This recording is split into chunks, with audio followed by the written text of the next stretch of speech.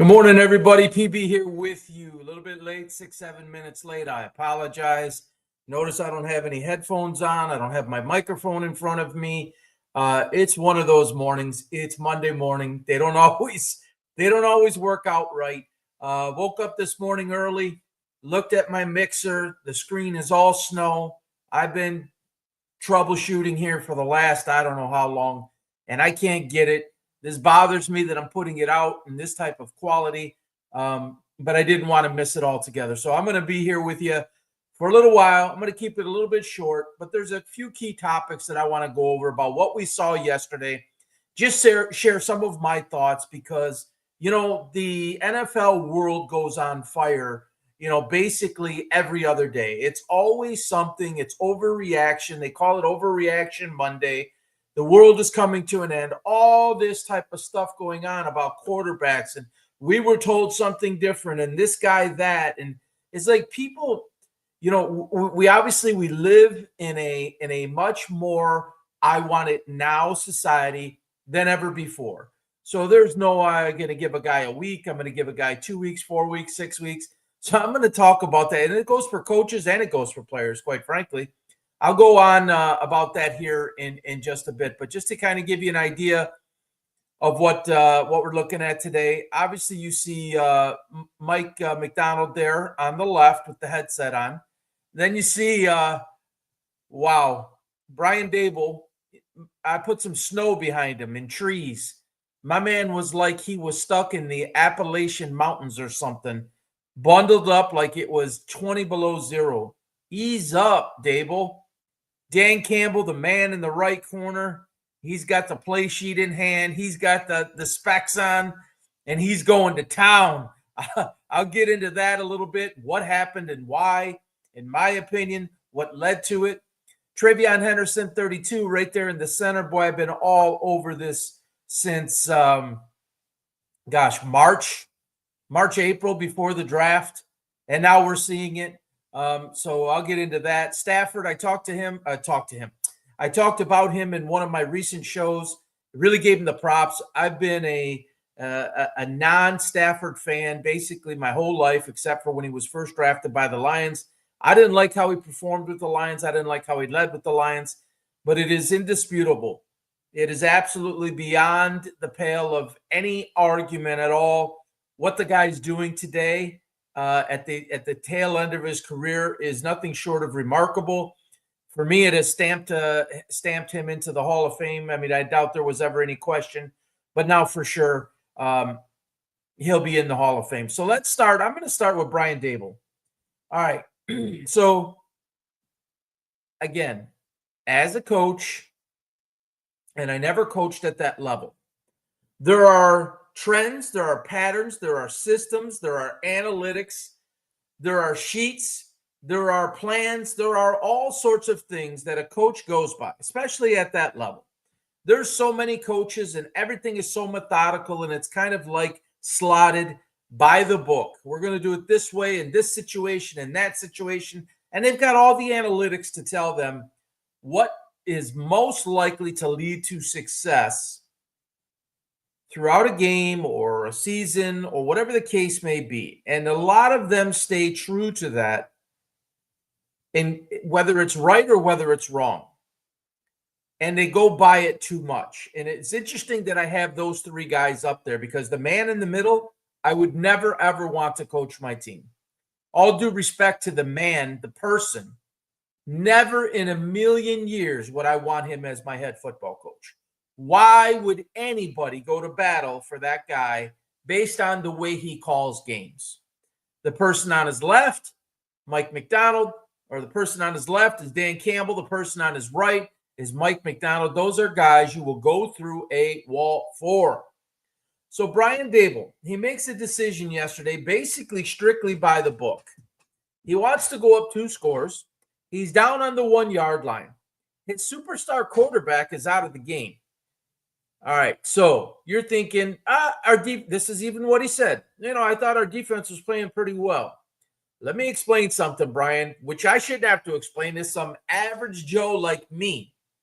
The minute your quarterback went down is the minute your team went, uh-oh, what do we do now?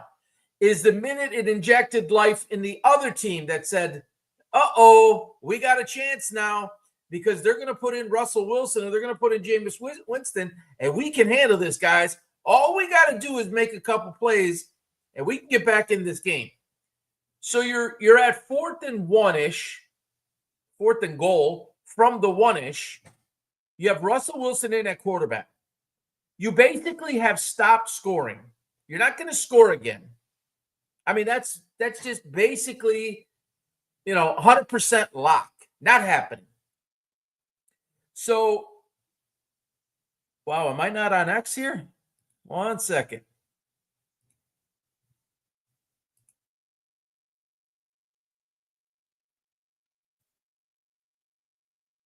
Bear with me 1 second, guys.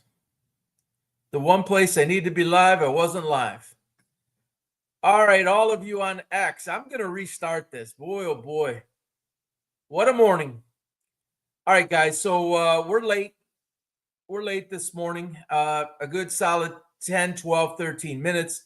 I was just live, but I was only on Facebook and YouTube, so now I've got X in the mix. Apologize for the different setup you see. I have no headphones on. The quality of the picture is less than. I'm a bit embarrassed about that. I apologize. Woke up this morning early. I looked at my mixer here, and the screen was all snowy. That's not a good sign. So I've been troubleshooting for the last, I don't know how long, trying to fix that, trying to get the normal product up. And I just haven't had any success with that. So I'll have to work on that a little bit later today. But I didn't want to miss this altogether because I had some pretty strong thoughts to get out there based on what we saw throughout the NFL yesterday. Thursday I've already talked about, yesterday, and maybe a touch about tonight. So what we see here on the graphic is Mike McDonald there in the background. Brian Dable, man, looks like he's in 40 inches of snow. I put some snow behind it because he was bundled up like it was 30 below. Dan Campbell with the call sheet in his hand. And I'll get into that. I can't wait to get into that. Travion Henderson there, he's looking up. It looks like it's a Jumbotron. Stafford, again, another amazing performance. I'll dig into all of that. So let's start with Brian Dable. All right, so Brian Dable, I wouldn't want to be Brian. I wouldn't want Brian Dable as my coach out of those three guys. I would take either. Well, I'm never taking anybody over Dan Campbell. Let me just make that clear as a Detroiter. That's just not happening. But if I had a second choice out of those guys, it'd be Mike McDonald all day. It would never be Brian Dable. Brian Dable coaches in fear basically almost every single week. He coaches not to lose instead of to win. Those are formulas of insecurity as a coach, in my opinion, and those are formulas to lose more than you win. You're going to win some, but you're going to lose some. And you're going to lose in ways sometimes that are dynamic, that will not only piss off a fan base, they will affect your team and your coaching staff because they will lose confidence in you. And natural tendency will be that they let up. They're not going to go as hard. Well, we can argue that that's right or wrong, and I don't think that that's right to do that, but that's reality. That's the human condition, and that when you are coaching like that, and you are coaching not to lose, and you are coaching not to lose instead of to win, Brian Dable, you're going to have a lot of problems. So something like 6 minutes or so yet left yesterday. I don't have the exact number in front of me. 7 minutes, 8 minutes, right in there. Jackson Dart goes down. You have Russell Wilson and Jameis Winston as your backup quarterbacks. There's two very key things that happen when that happens. I'm telling you guys this as a former coach, and this is not thought through enough because they go by analytics. They go by, what a piece of paper says, what a sheet says. They're looking at odds and percentages, and there's a place for that. You should have that as a guiding light, so to say. But you must have situational awareness. You must have game time awareness. You must have personnel awareness. You must be able to recognize the flow that's taking place. It's intuition. It's a gut feeling. And you cannot coach scared. You can coach, you got to coach smart, but you cannot coach scared under any circumstance. So the two things that happened yesterday when Jackson Dart goes down, and I see many more of you are joining now, and I thank you for that. Let me just pop this back up again. We're talking about Mike McDonald, Seattle. We'll get to in a minute. Dan Campbell with the call sheet in his hand. We'll get to him. Travion Henderson there in the front. Matthew Stafford. We'll get to them. But Brian Dable, like he was in the Appalachian Mountains there with all the snow I put behind him, he was bundled up and more focused about staying warm than he was actually about doing his job and coaching the game, putting his team in a position to win. So when Jackson Dart goes down, two things take place. From a coaching perspective, opposing coaching perspective, even your own coaches, from your own player perspective and from the opposing player perspective. All right, we've been trailing Chicago. Think about this from Chicago. We've been trailing. We're not playing well. We're not, it's a back and forth game, but we're just not playing well. And, Caleb Williams is looking terrible. There's no life. Typical Ben Johnson team. Sorry, it's just the facts. He's not a leader. He's a coordinator. And Caleb Williams is not a top flight quarterback. So when Jackson Dart goes down, your own team says, we're going to Russell Wilson now. We know coach isn't going to Jameis. He's going to Russell Wilson. What are we going to do now? There's no confidence left in Russell Wilson. He shouldn't even be in the NFL. I don't even understand how he's at the number 2 spot and Winston's not at number 2.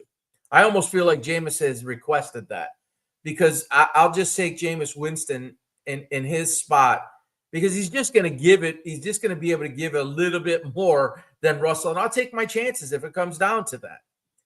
So the team, the coaching staff, everybody's like, what do we do now? Russell's coming in. All right, so the opposing team. Here's this is what you really got to think about from the opposing team and the opposing coaches. Hey, we've been off all day. We're at home. We're not performing well. Our quarterback's making awful plays. Jackson Dart's basically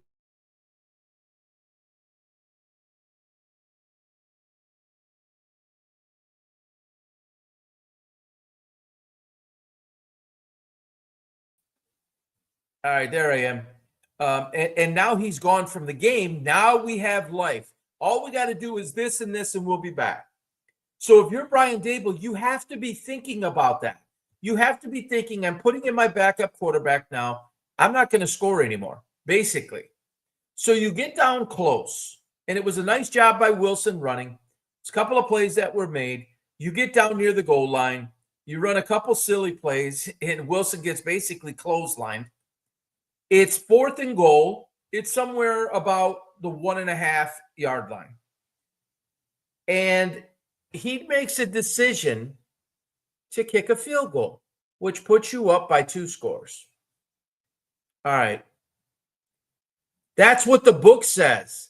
That's not what your intuition and your gut should say because you injected life in everything across the field. You kick the field goal, you make it. There's a penalty called. You can take half the distance and go for it on 4th down from basically the half, 3/4 yard line. You're 2-7? What the hell do you have to lose? Your team busted their ass. Your star quarterback went down. You're down on the half a yard line. You're an NFL football team. Play like you care. Coach, rather, like you care, and put your team in a position to punch that through. And in the off chance that you get held back, they're 99.5 yards away, and they still have to score. And if you believed, which he said, I believed my defense was playing good enough. All right, so you went up 2 scores, but 2 simple scores still puts you in the hole. It puts you behind. If you felt your defense was playing good and you got to make the other team go the length of the field, essentially, what's wrong with that? Give yourself the maximum amount of chances, bust the ball up the middle or whatever it is you got to do to give yourself a chance to score on 4th down. And if you didn't believe in it on 4th and goal when you kicked the field goal and there was a penalty, you damn sure got to believe it after that. But he stays true to it Typical Brian Dable, and I got no horse in this race. I'm not a Giants fan. I'm a sports fan and a former coach, and you just don't do that. Now, some would say the alternative argument would be, well, he kicked the field goal. He's up 2 scores. Oh, you got to put it on defense. That's all they had to do was stop him, or if they did stop him. See, man, that was a really good decision by Brian. If you want to talk analytics, and you don't get it on 4th down, I think it was Greg Olson that pointed it out. It's actually in your favor. And he had 2 chances to do it, to get it right. And he got it wrong both times. And so there goes the injection of life. A play here, a play there. You know, the crowd gets in it. Adrenaline starts kicking. It's an oh no moment. It's an oh shit moment. Then there's the momentum's changing. The defense is on their heels. There's 1 score. And you got Russell Wilson. You know you're going to stop them. 3 and out. Use your timeout. You're coming down the field. You're making plays. And you win the ball game. Brian Dable cannot come back to this football team. He just can't. This has been his whole career. Honestly, this has been largely his entire career. You don't need to be an expert to see that the guy coaches not to lose instead of to win. You can even tell it on his face. I mean, body language and his actual demeanor tells you, it gives you a shot into the soul. He's hoping, he's wondering. There's no conviction. There's no, I have this under control. Guys, rally around and we're going to do this. That matters. It doesn't matter what level it is. You could be coaching 4th graders, or you can be coaching professional players, or you could be coaching 30, 32, 35, 37-year-old veteran pro players. Brian Dable let his team down, period. Even if you lost the game, it isn't even like you're, 7-2.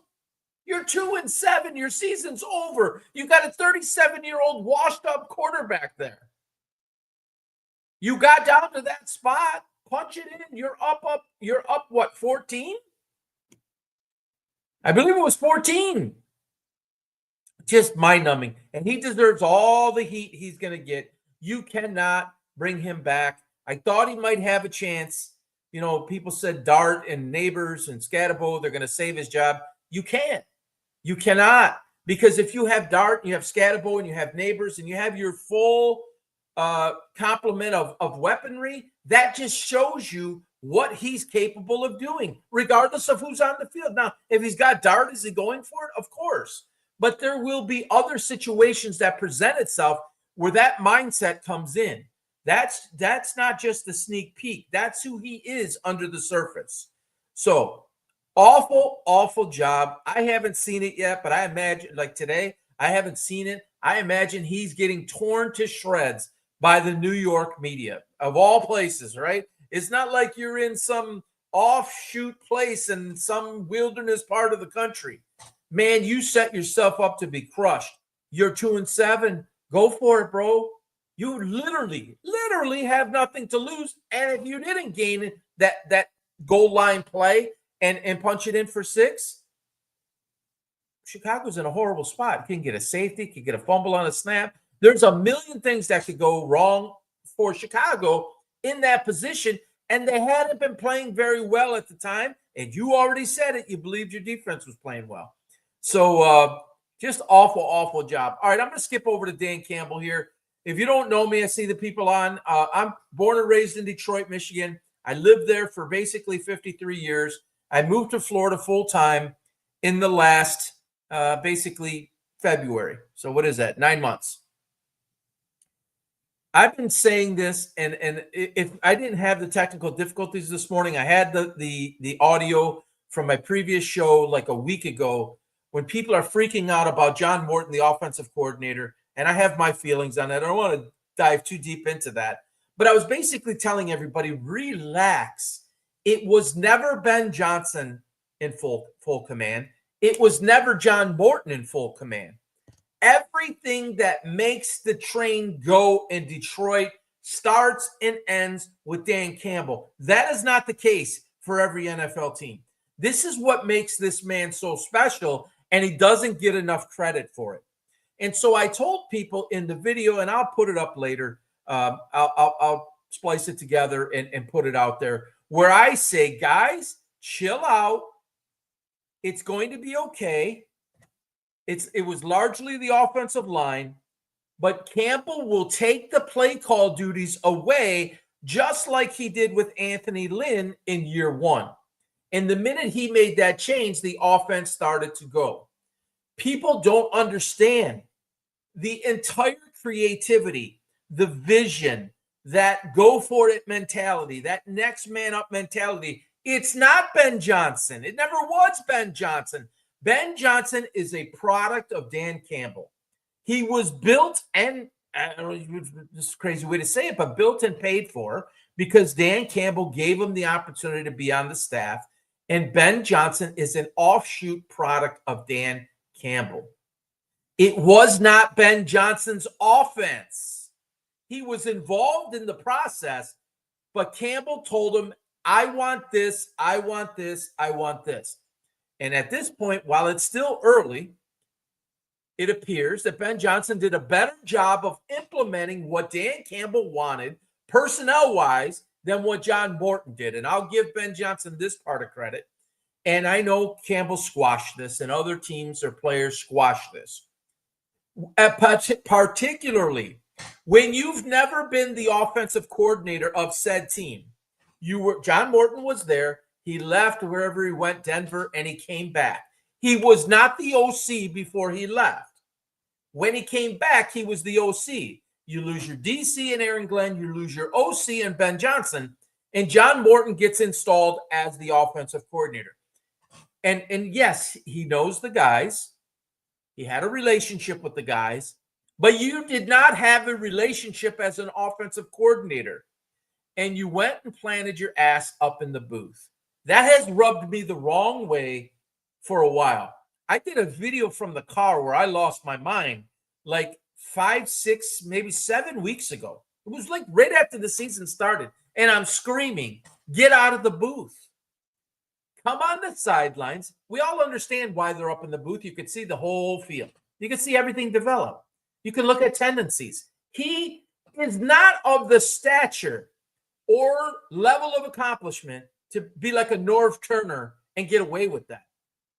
He hasn't been around years and developed it, and they know exactly what he wants and how he wants it and what the lingo is. He should be next to Jared Goff, and I said this in the video, multiple videos. Yes, you have Mark Brunell. Yes, you have Hank Fraley down there. Yes, you have David Shaw, who's the passing coordinator down there. And Hank Fraley is the offensive line coach and run game coordinator. Yes, you can talk to those guys. That's why they have headphones on. I got it. But it's not you. And you haven't earned the right to do that.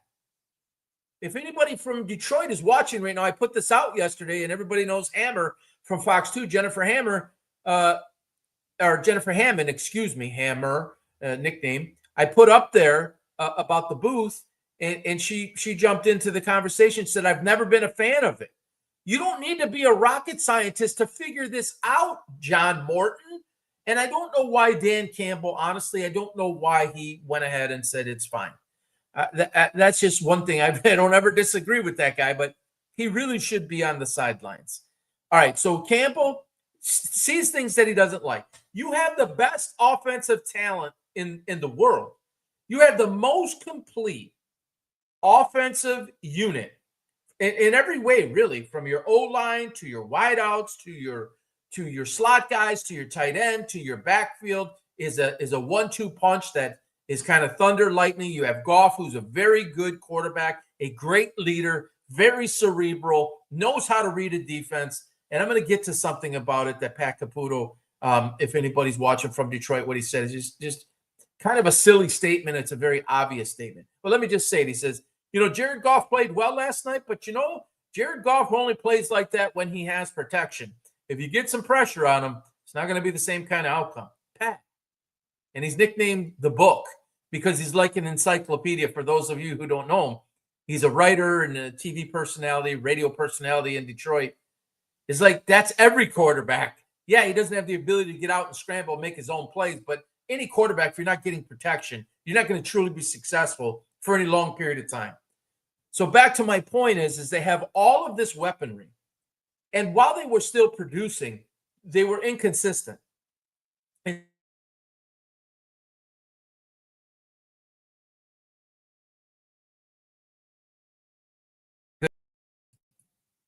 it is a Monday. Wow. And so he takes over the play calling because he doesn't like what he's seeing. He's got the personnel out there, but formationally and how you run your schemes and how you run your plays dictates who's going to get the ball and when based on defensive formations. Jameson Williams is one of the greatest weapons in the NFL, and he's underutilized. He was underutilized with Ben Johnson. He's way underutilized with John Morton. And you might say, well, why isn't Goff getting him the ball? Because formationally, sometimes the formation is geared towards someplace else based on coverage you're up against. And he can't go there for whatever, could be a variety of reasons. So Campbell's like, I got to get Jahmyr Gibbs the ball. And I didn't even listen to his presser, if I'm being honest, because I was dealing with all this technical difficulty this morning. You have Jahmyr Gibbs in the backfield, and you have Jameson Williams on the outside. You got to get the ball in their hands every time. It can't be Amon-Ra St. Brown, amazing. One of the best receivers in the NFL. But it cannot just be him. You cannot. They say, oh, they work everything through St. Brown. And to a degree, you should. It's like Puka Nacua over in the Rams. I mean, Devontae Adams is playing a larger role now. Nacua kind of coming off the injury. You want to get the ball to St. Brown, but you can't not get the ball to Jameson Williams. And you definitely cannot not get the ball to Jahmyr Gibbs. It was the Lions had 14 points on the board, and I said, well, a 40-piece is coming. Because you could just see it. Because when they are flowing like that and you have the defense off balance, they don't know where it's coming from.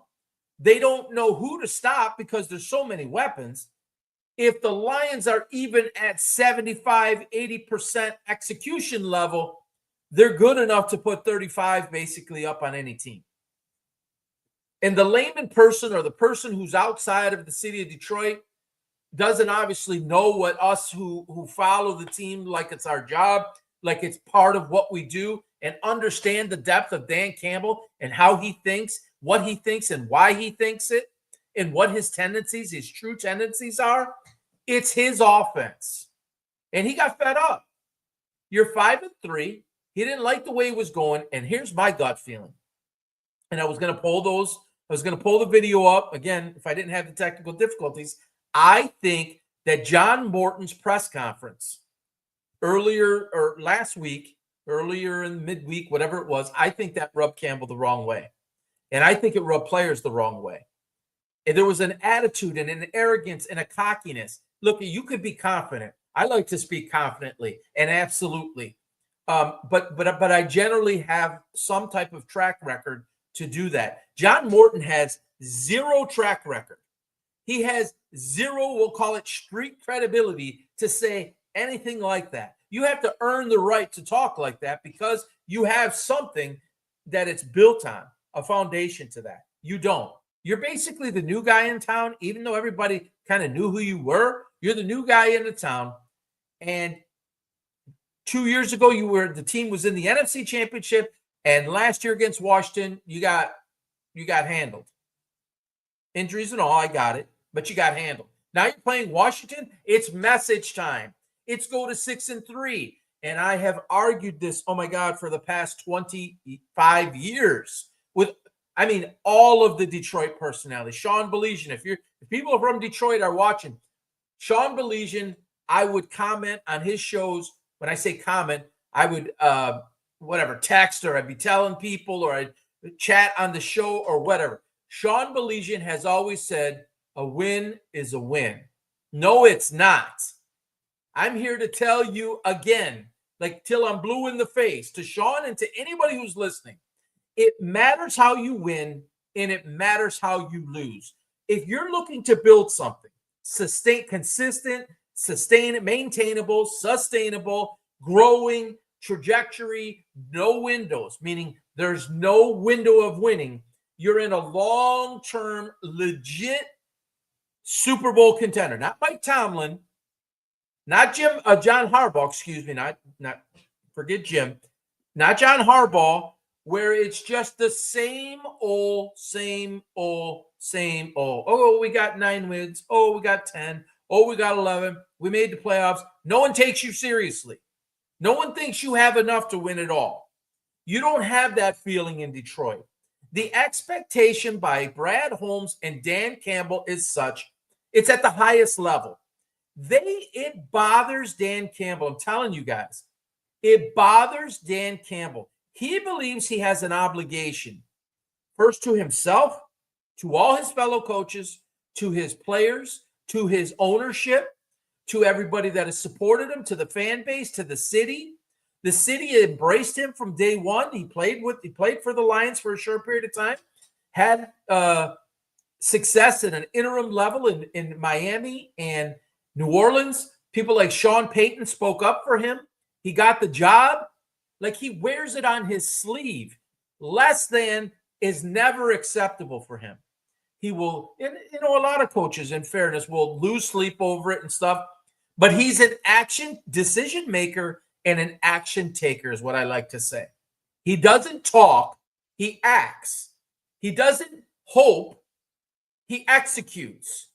And he will not hesitate under any circumstance to do whatever is necessary, as in, like, within reason and within the rules of the game, to put his team in the best situation to win, even if that means he puts his glasses on like this, big fella, 6'5", 260 or whatever he is, like this, calling the play sheet. Now, most ideally, I don't like head coaches to call plays, particularly when you are a true contender like this. And I don't want to get into all the reasons why, but that was probably necessary. And what does this do now? So he said, I did see a clip of what he said about this. John Morton's probably not happy. Well, yeah. Anybody who gets it taken away, what is it, 10 weeks into your new job or 9 weeks, whatever it is, that prior to the game, you're 6-3 now, so 8 games prior to the game. You're not feeling so secure, John Morton. And quite frankly, nor should you. And you should probably come down a couple of levels, and you should probably learn from this. You should probably get your ass out of the booth, and you should probably go stand next to Dan Campbell. Because this is not the first time Dan Campbell did this, and it's not going to be the last time he does this, and it might not change for the rest of the year until he either A, feels confident that Morton can do it this year, or he makes a change in the offseason, or maybe he makes the change in season. What he did with Anthony Lynn is Anthony Lynn stayed around for the entire year, but he pulled the duties. And he figured he'd figure out a way to have Anthony Lynn, who, by the way, handled that as a true professional. He never came out and he never acted a fool or anything. And I don't think Morton will either. I think they respect what's going on in Detroit far too much. But for those of you who are watching or watch this later, if you're outside of Detroit, this is not a shock to us. This is actually what we expect of him. I am not, at least me. I don't want to speak for anybody else. For me, this is not a shock. There is an expectation to go very, very deep this year. And he saw enough. He's not going to sit by. And then if you sit back and just sit by and watch this take place the way that it was. And if you hear Jameson Williams post-game interview on the field, which I'm not a big fan of those, I always talk about it. It should be banned. But this was really good to see because Jameson Williams has grown up before our very eyes in the last 4 years. 4 years ago, 3 years ago, 2 years ago, even a year ago, he wouldn't have talked the way that he did. 2 weeks ago, I think it was, John Morton said, I've done wrong. I've got to get Jameson Williams the ball. Well, he wasn't doing it. Even after he said it, he wasn't doing it. Well, he got I don't have his numbers in front of me. He was like 7 for 120 something. Don't quote me on the exact number. And he's so excited and talking. He's like, the coach had confidence in me, had faith in me. I was doing my work and waiting for my number to be called. Handled it perfectly. But you didn't move up in the draft. And they actually used the Matthew Stafford pick, if I'm not mistaken, to move up the year that they got him at 31, I think it was, or 20, whatever number they moved up to get him. They used collateral from the Rams trade, from the Stafford trade, I believe, to get him. You didn't move up. You didn't re-sign him this year, in a player option year, because you're not going to get him involved. 4.2 speed, take the top off of any defense, and he can run all the other patterns or all the other routes on a route tree. But you have to give him the opportunity to do that. Campbell did that. Look at the results: 500 yards, 44 points, and they got the Eagles next week. And I believe that this was part of that too. Campbell is not always looking now, and no real leader should. You're understanding the now, but it's what's now, what's new, what's next. I mean, I have videos on that theory. That's a theory I've used in business. What's now, what's new, what's next? It applies in business, it applies in life, and it applies in sports. And there is no doubt in my mind that Campbell understood where Washington, here we go with situational awareness that Brian Daboll has no idea what it is. Dan Campbell knew he was playing a weakened Washington team, even though it was in their building. He knew he had his team riled up, and I got the chills right now. He knew he had his team riled up because they got beat at home in the playoffs, and their season was ended by Washington last year, 38-28, I think it was. A dirty shot to Jared Goff's chin, and we'll get to St. Brown getting punched in the face in a minute. If you're not suspended 5 games for that, there's something seriously wrong. You can't do that. You could kill somebody. If he hits him right in the throat, a man that size, one shot, St. Brown could die. And I don't think I'm being over dramatic. Any self-defense person could tell you hit a person right that way, because he didn't hit him really in the helmet. It was more like kind of in the neck, chin, neck area. Maybe it wasn't fully the neck, but that's dangerous by a man that size and a hand that big. That's just, and a sucker punch no less. That's crazy. But Dan Campbell was recognizing who he was playing, backup quarterback. We should be able to handle this team. I'm going to make sure we handle this team. But here I am doing it. I doubt it. And if I'm wrong, I'll admit it. I don't think he's relinquishing these duties for the year. I really don't. He's definitely not relinquishing the play calling duties playing against Philadelphia coming up, because there's so much riding on that line. We'll see what happens in tonight's game. That's going to go a long way. But whether Philly wins tonight or loses tonight, you're in a race with them for best record in the NFC.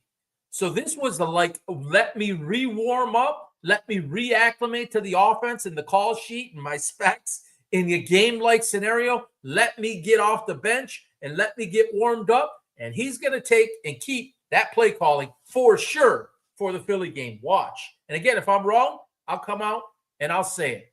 So props to Dan Campbell. And I always got to say his name because I respect John Frusciella, NFL Frusciella. He put out his top 10 coaches 2 weeks ago, and he didn't have Andy Reid in there, and he didn't have Dan Campbell in there, and I lit him up for it a little bit. Dan Campbell is the best coach in the world, folks. There are a lot of good ones, and I have Mike McDonald up there as one of the great young minds. Matt LaFleur is another one. There's many, many good ones. Dan Campbell is the best in the world, folks. He's the best motivator. He's the best leader. He's the best fighter. He is extraordinarily creative. He has rewritten the analytic book, by the way. You know, everybody knows if you watch him even a little bit about the 4th downs and stuff. I always wondered why. You know, there was a great high school coach that did this, and I don't have his name. I apologize. This is just coming to mind. There was a high school coach that created his own analytics, and he went for it 4th down in almost every situation.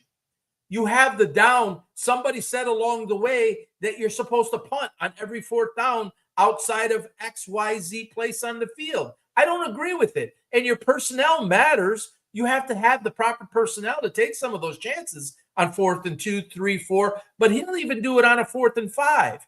It'll be 3rd and 6, 3rd and 7, and they'll run the ball and take a shot, keep the balance up. When I say take a shot at keeping the defense off balance, because he knows he's going to turn around and go for it on 4th and 3 if he needs to. And guess who else knows that? The whole team, the whole staff. Now, you make a mistake here and there with that, but more times than not, you are going to succeed, and your team is not going to just go through the first wall. They're going to go through the second wall, the third wall, and so on. That is so integral to getting your team to level up and then go next levels.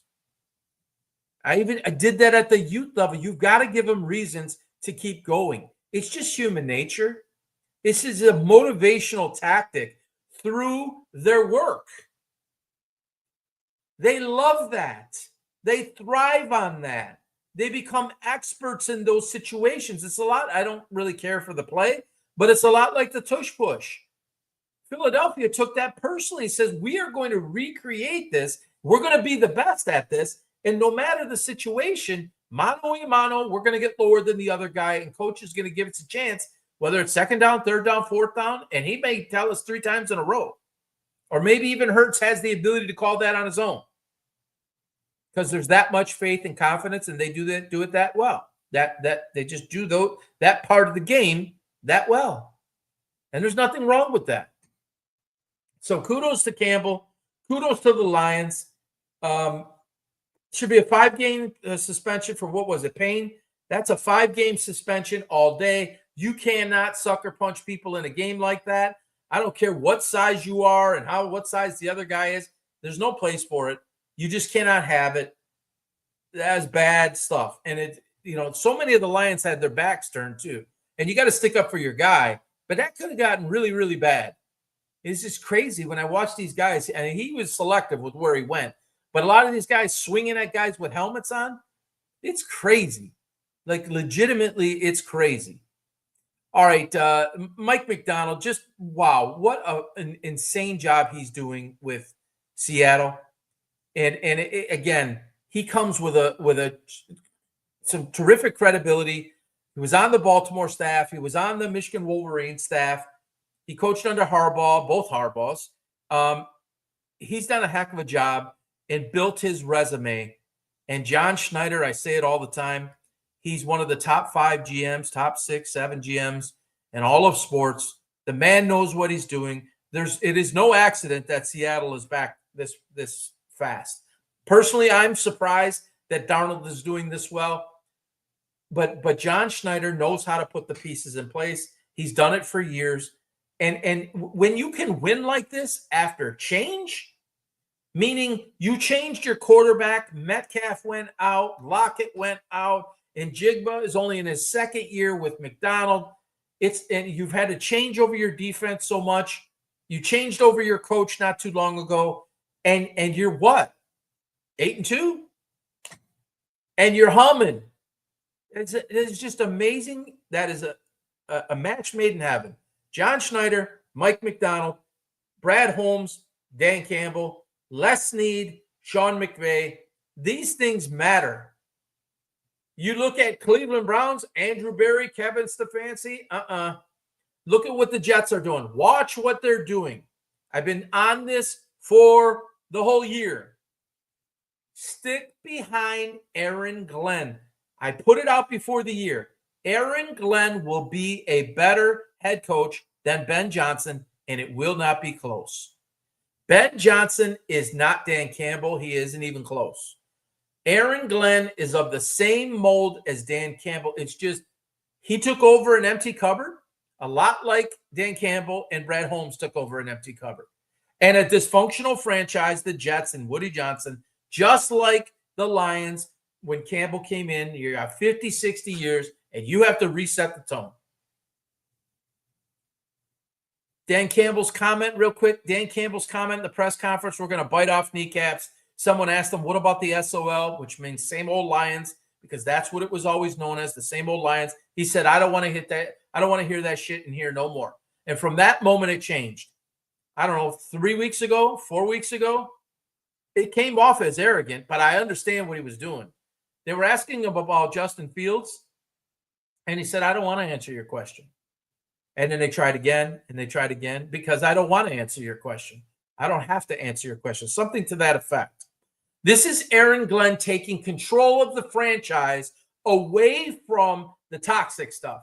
And I'm in control of the messaging. I'm in control of the team. You are no longer going to affect what we do around here. It is a spitting image. Please remember this. It's what Campbell did, and Aaron Glenn was right there with him, and he was with him in my where was he? New Orleans. He was in New Orleans with him on that staff, I'm pretty sure. They've been together. He followed him, and he's used the same approach, the same philosophy. And when it's so bad and it's so toxic, you have to be demonstrative. You have to have your plan. You cannot budge. You cannot fold. You cannot let some media person who's been there 10, 12, 15 years asking the same question to the previous 6 coaches. This is, if you want to say new sheriff in town, Aaron Glenn is in charge, people. Watch what happens over the next 2 to 3 years. What they did this past week was insanely brilliant.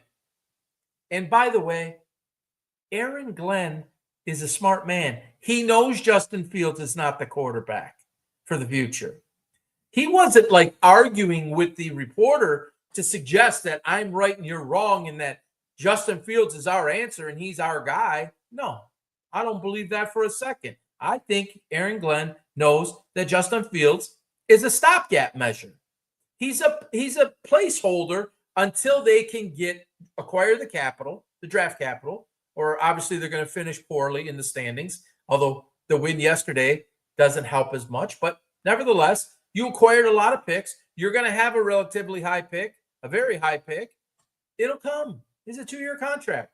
But there's a reason why coaches do that. And then there's people like Brian Dable who get up there, and I saw him just for a moment at the presser, and it looks like a deer in headlights. That's not who you want leading your franchise. And that's not who you want leading a franchise who's been horrible for so long. There you go.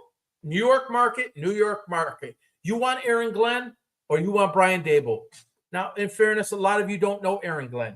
I mean, I studied the guy because he was in Detroit for 4 years. He's the real deal. And areas he's not good enough, he's more of a defensive guy.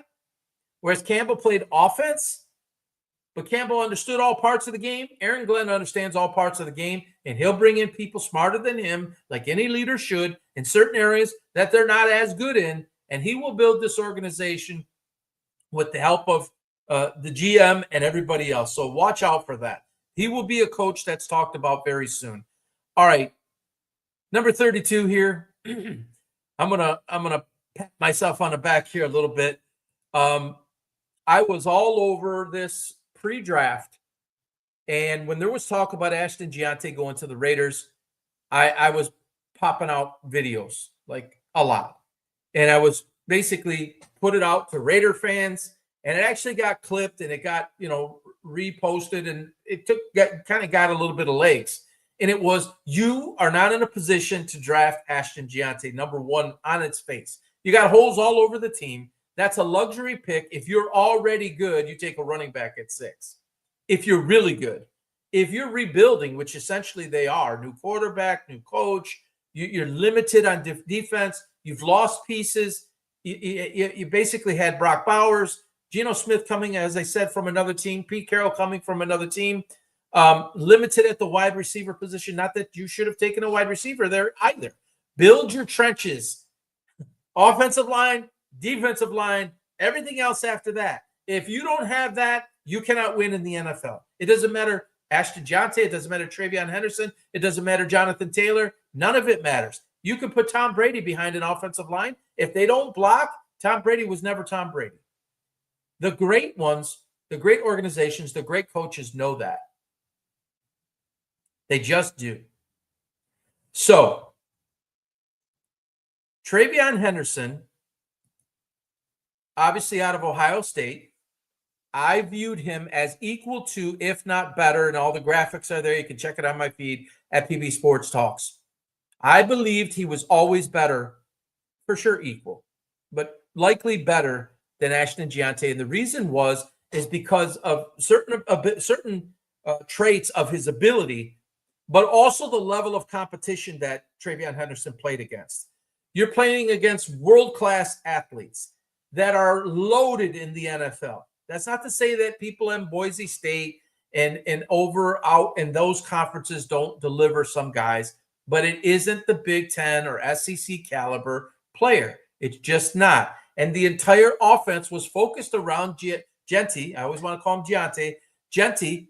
And if you did it with Quinshon Judkins, or you did it with TreVeyon Henderson, or you did it with Singleton over in Penn State, or whatever running back, if you run the entire system around a guy, he's going to get 180, 160, 180, 200, 220.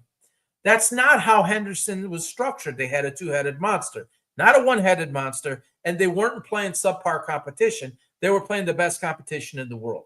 So on most draft mocks, Henderson was somewhere between 28 and 32. I was begging the Raiders to take Mason Graham at 6 if he was there. He ended up not being there. And then circle back and take TreVeyon Henderson. Like, they had the 36 and 37. They had the 37th pick. If you felt like he was going to go, depending on how the board went, you would look to move up to snag TreVeyon Henderson. TreVeyon Henderson somewhere between 28 to 32, I believe is what I said. Do you want TreVeyon Henderson between 28 and 32, or do you want Ashton Giante at 6? You tell me. And if Mason Graham wasn't there, you could do a lot of other things there, O-line wise, D-line wise, even linebacker wise, versus getting Genty. And how's that working out? So Mike Vrabel, obviously, is a Patriots coach. Josh McDaniels, obviously the same coordinator as the big run for New England. They haven't really been using him. They were using Ramondre Stevenson. And I've got Grays here. And again, I have no horse in the race in New England except to say my prediction on TreVeyon Henderson, my evaluation and analysis of him, that he was, in my opinion, the best running back in the draft. And Raiders don't take Genty. Don't take him. And that wasn't to say that Genty wouldn't be any good, but he wouldn't be any good at 6 for that team and where they were. I mean, he's got like 3. I don't have the number in front of me, so don't quote me, but he's at something like 3.5 yards carry, 3.6, somewhere in there, 3.7 maybe. So Henderson's been backseating to Ramondre Stevenson. I call it Billy Ball. They got to have like 4 running backs. They were trying to get Tony Pollard from Tennessee. Tony Pollard, Stevenson, Henderson. Now, Ramondre Stevenson went down with turf toe, so maybe you feel like you need another back, but that's just in the nature of how the Patriots were. They didn't really like a one guy all the time. I mean, they did it with some guys. I got it over the years, but situationally, James White, the Corey Dillon days, they like a multiple head monster. TreVeyon Henderson is a superstar. He can do everything. Somebody came at me 3-4 weeks ago. I said TreVeyon Henderson can block. He can run. He can home run threat like he did twice yesterday. 55-yard run and a 69-yard run for touchdown. 14 carries, 147 yards. He can flare out of the backfield. He can run any pattern. He has amazing hands. He has a high IQ, played at a world-class university. He has everything that you want to be a number 1 running back. And Cleveland fans, if you're watching this, Quinshon Judkins fans, if you're watching this, he's a very nice player. And I was a fan of him before he went to Ohio State, when he played for Lane Kiffin. That's really when I watched him. I liked him a lot. But I'm sorry, he's not TreVeyon Henderson. He's just not. And the whole world saw who TreVeyon Henderson is yesterday. And Ramondre Stevenson's a nice back. He is. He can't hold on to the ball, but he's a nice back, and he needs to be kind of the second guy. Take some of the load off, but it's 2/3 to TreVeyon, and it's 1/3 to Henderson when he comes back healthy, and that should not change. He showed it on special teams. It was preseason, but he showed it in special teams, taking a punt or a kickoff 80 yards and showing that speed. He did it yesterday, showing that speed against, by the way, a team that's really solid against the run, the Tampa Bay Buccaneers. It isn't like he caught a flare out of the backfield. You could really put up some yards against Tampa Bay through the air, but the strength of their defense is run defense. It wasn't yesterday. 147 yards on 14 carries. Rough math, that's 10 yards a carry. I know Two of the rushes were 124 yards. I got it. But they didn't really need him much else. And believe me, even if it wasn't those, they would have still fed him the ball, and he's still a 5-yard plus carry a game, or a 5-yard carry per carry guy. He just is. He has to be there. He has to be in. This is not a moment. It's not a flash. This is who he is. Mike Vrabel, don't turn away from this, even when Stevenson comes back. He is a superstar, and barring injury, will go down as, I don't know if you want to say one of the greats, but one of the greats. Stay true to that. All right, Matthew Stafford. I mean, let me just, I'm going to just pull this up here real quick. You can see me on the screen, but I'm just pulling this up because we talked about this on Jason Whitlock's show the other day, and he had 21 touchdowns and 2 interceptions. Well, I don't even need to. Payne suspended 1 game. 1 game. That's ridiculous. How are you going to suspend him for only 1 game? I just saw that pop up. Sorry. So Stafford yesterday, 24 of 36, 280 yards and 4 touchdowns. So without looking at it, he didn't throw an interception. So he was 21 touchdowns and 2 interceptions when we talked about him the other day. So just add 4 touchdowns. 25 touchdowns, 2 interceptions, and another 280 yards on a very good team. 37 years old. Beat up. Was absolutely brutalized in Detroit for years. I said it on one of my lives the other day. I'm going to say it again.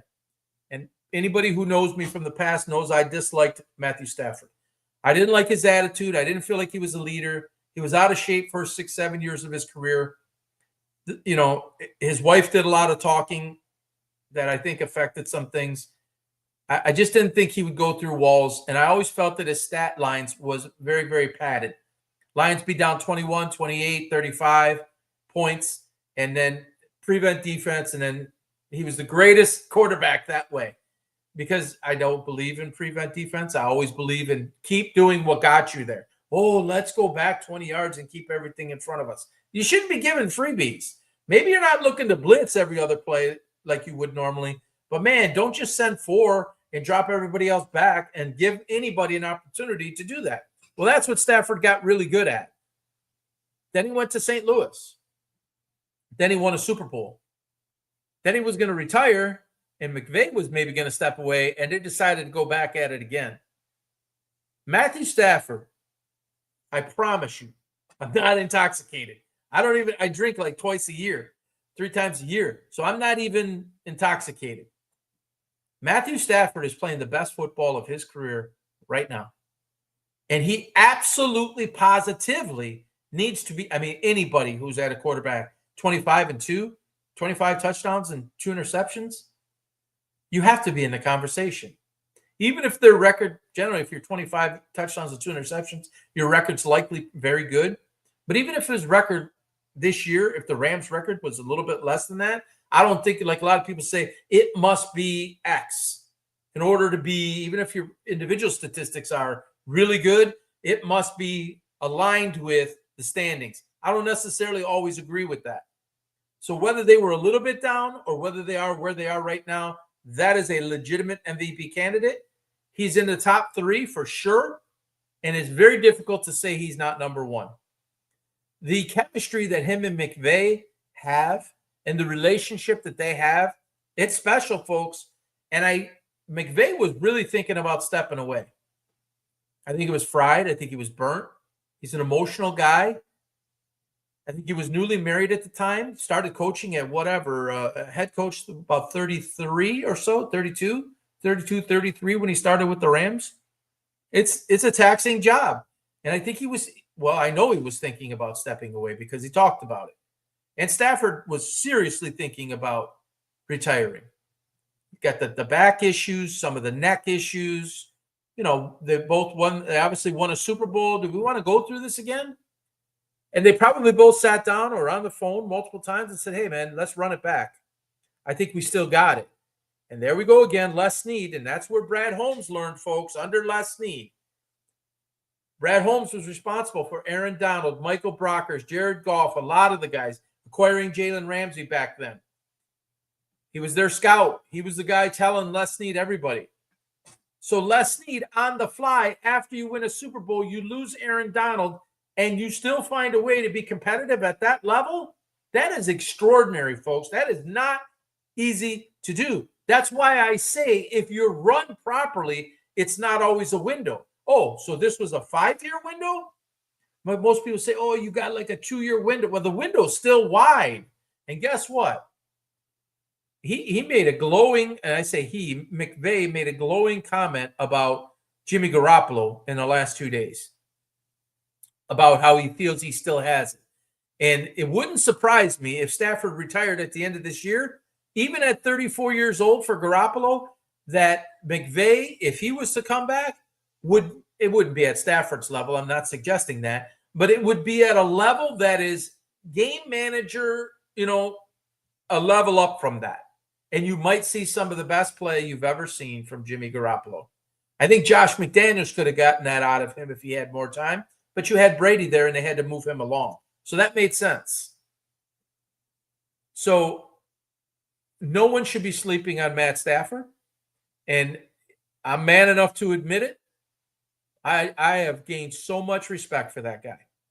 So much respect for that guy to go out someplace else and get it. And not just get it, not just get the Super Bowl. I mean, they had a down year mixed in there, but to ramp it and rev it back up to then go play at your peak level. That is incredible. And they have had injuries. And I'm not even just talking about this year. I'm talking about over the course of this time. Last year, they were pretty decimated by injury. And they have some this year. And Nakua was down. And now I didn't get the news, but I see Devontae Adams came up lame yesterday. And Higbee's been down at different times. So props, all of it. All of the props in the world to Matthew Stafford. What he's doing is going to go down in history. It really is. All right, speaking of history, I just got to touch on this. And Jason Whitlock ain't going to like me too much. We did 5 games, and we disagreed on 3. And all 3 that we disagreed on, I won, he lost. I went 3-2. And if I'm not mistaken, he went 0-5. Jason, if you're watching, sorry. I'm sure we'll talk about that later this week. I hope we do. And one of those games that we disagreed on was last night, the Chargers versus the Steelers. I had the Chargers. He had the Steelers. I am not a Mike Tomlin guy anymore. That ship sailed long ago. It's the same old, folks. And if you thought that you were going to go get this roster made up of all of these older guys, and believe me, I know Darius Slay very well from his time in Detroit. Arguably one of the most overrated corners in history. Dude would get a ball thrown over the wide receiver's head by like 10 yards, and he'd start going like this, waving his finger. Just fraudulent. And Jalen Ramsey. And Rodgers, I understand what you're trying to do. I'm not even going to be hard on Rodgers, although he played a horrible game last night. He was not himself. And you're fooling around, nimbling around, tiptoeing around down on your goal line, 2 steps forward, 2 steps back, and you think you're going to get away from that. I'm not sure what he was thinking. He got in it, thought he could get away, and then you throw the ball. It's still a safety anyway, because it would have been grounded. But the fact that he put himself in that situation is really, really interesting. And I don't think Mike Tomlin's too happy with him. But Mike Tomlin, Aaron Rodgers isn't the reason that you're going to go ahead and finish with about 9 wins again. It is your system, buddy. It is your culture, which Mike Tomlin's not a bad guy. All right. Mike Tomlin is good for the game. I'm not suggesting that he's bad for the game. But if you think that Mike Tomlin is a Super Bowl contending coach, I got news for you. He's not. He's just not. Those days are long gone. The modern game has long passed them by. And I'm going to say this. I've been mumbling in the background about this. I've said it a couple times in posts, but I'm going to say it on camera right now. DK Metcalf is not a number 1 wide receiver, and he never has been, and he never will be. He has ability. He can make plays, yes. You get the ball out, and in fairness to DK, Rodgers missed the throw on a couple of passes to Metcalf. Those weren't Metcalf's fault. Let me be clear. But DK Metcalf is a hit and miss kind of guy. He's here one moment, he's not another. He's not a difference maker. You want to watch a difference maker? This is why they let him go. Jackson Smith and Jigba is a difference maker. My man can run every route. He can uncover himself in any coverage. DK Metcalf can't do that. DK Metcalf can run by a couple of guys, but he can't do much else than that. He's not crafty, shifty, stick routes, and he's going to take some guy and put his foot in the ground, come the other way, and the receiver's going to just fall down. It's not going to happen.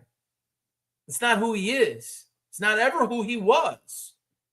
Tyler Lockett and Jigba, they were only there for a short period of time together, but those guys could get open basically in any circumstance, and Tyler Lockett's a very small guy. I'm not saying Tyler Lockett now is better than Metcalf. I'm not saying that. But you got rid of George Pickens, and I understand the attitude part, and you brought in Metcalf, and you basically have nobody else. Austin, Freiermuth, Jonnu Smith, who follows Arthur Smith everywhere he goes.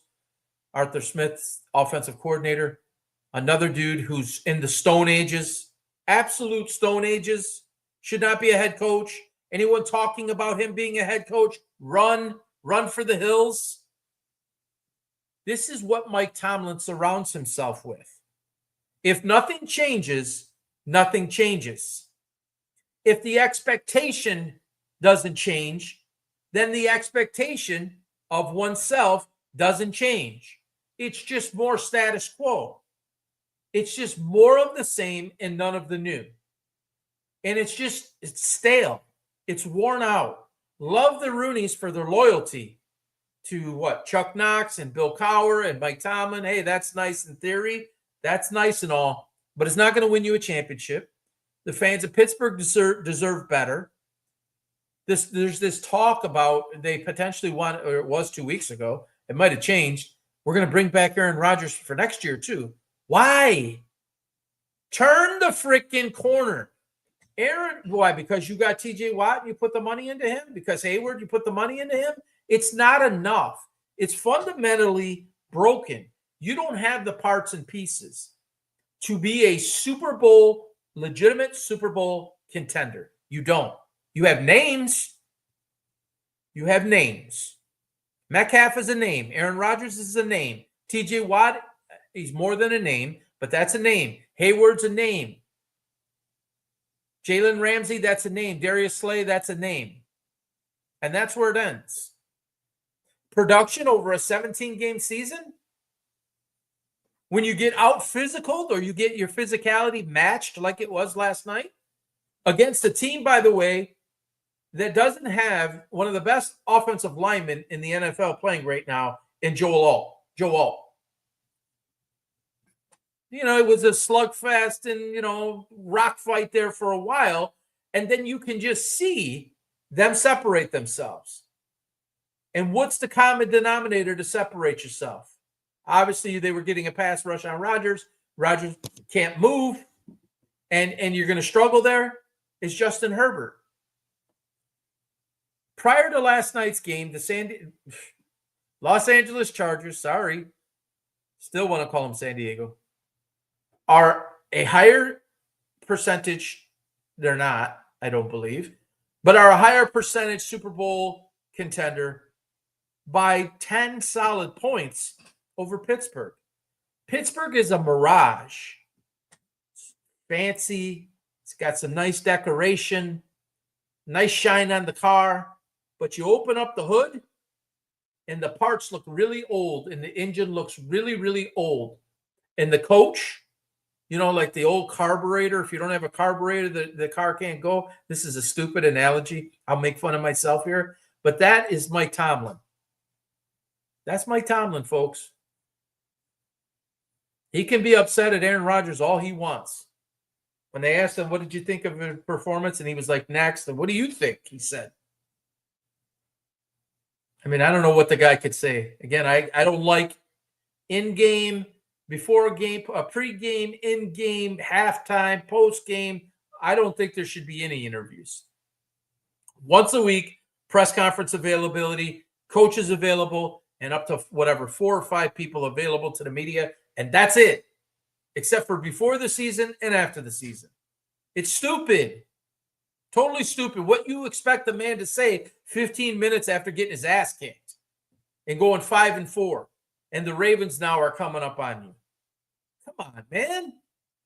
It just makes no freaking sense. So the Steelers got serious problems. I didn't need to see that last night to know that they had serious problems. Jason won't like me for this, but the Colts have some serious problems too. They were very lucky to win that game last night. Jonathan Taylor went off again. I said it on the show the other day. The quality teams, which they have not played many, the quality teams will stack the box. They will stop Jonathan Taylor. They will force Daniel Jones to try to beat them. And I don't like my odds. I don't like my odds and putting the ball. And he did a nice job running and getting out of there, making some plays with his legs, granted. And the Falcons have had one of the better pass rushes this year, granted.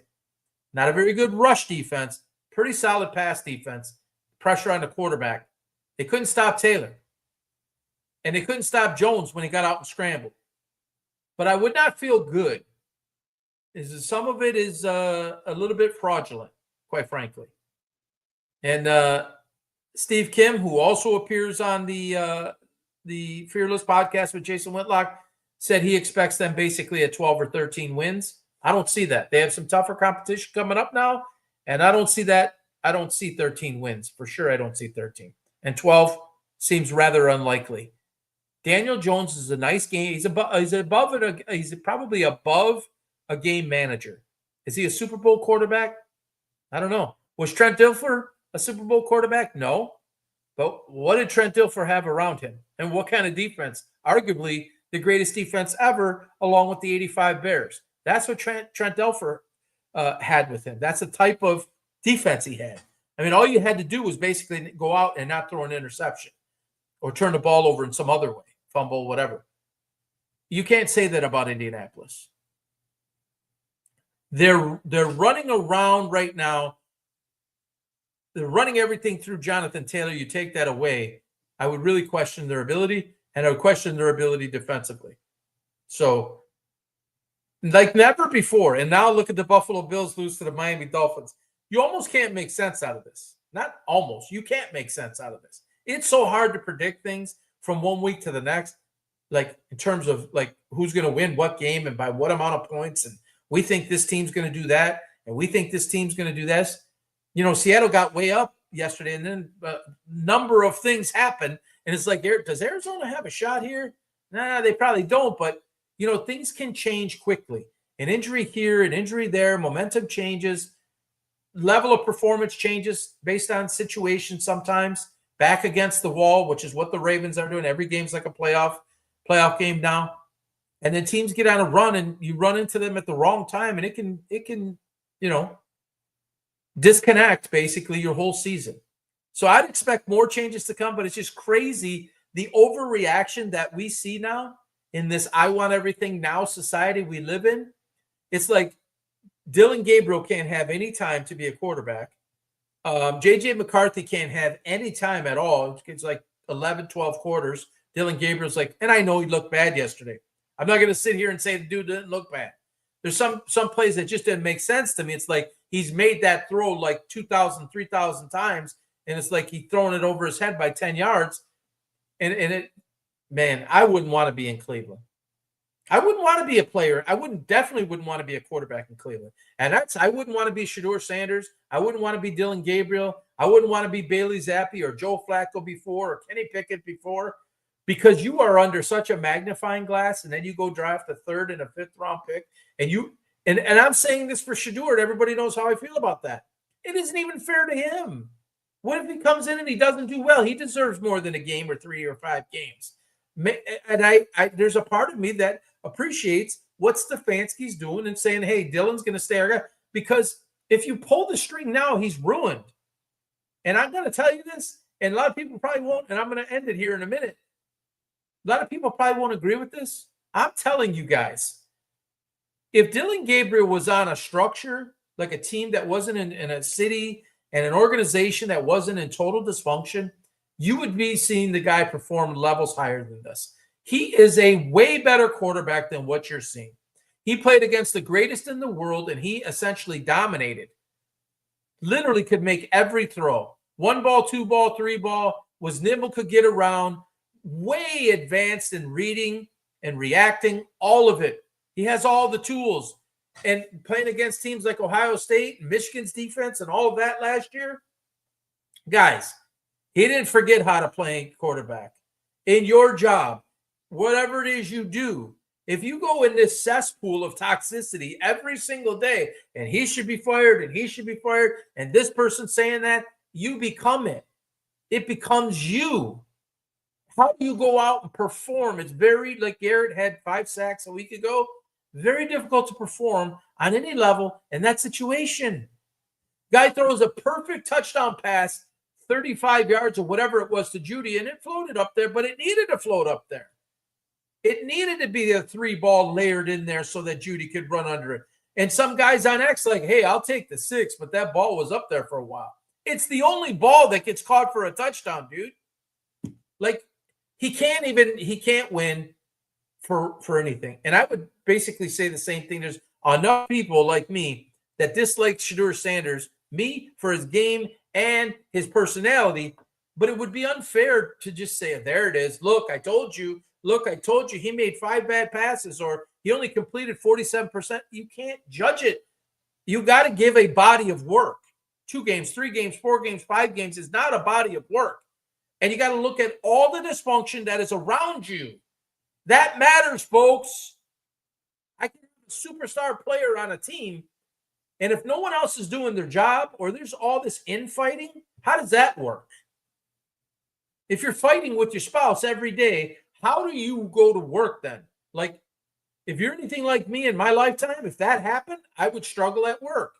If things aren't going that good at home, you're off at work. If things aren't going, really good at work, you're kind of off at home. How do you think it is in the same locker room with your coworker? We've all experienced it.